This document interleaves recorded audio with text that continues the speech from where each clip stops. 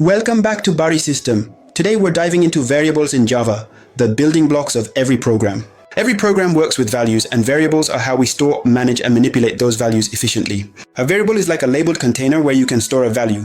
Each variable has a type which defines what kind of value it can hold, like text, numbers, or decimals. Here we've created a variable called name of type string. Now this variable can hold any text value, like a person's name. In programming, declaring a variable means creating it with a type and a name.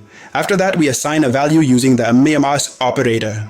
You can combine declaration and assignment in one line for simplicity. String name wa damitu. Variables can also change values during the program. Now, name holds soreti instead of damitu.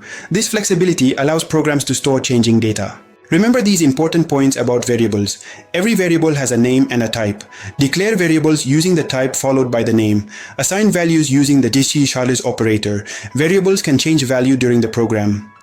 If you found this lesson helpful, make sure to subscribe to Bari System and hit the notification bell. We post practical Java tutorials to help you become a confident programmer.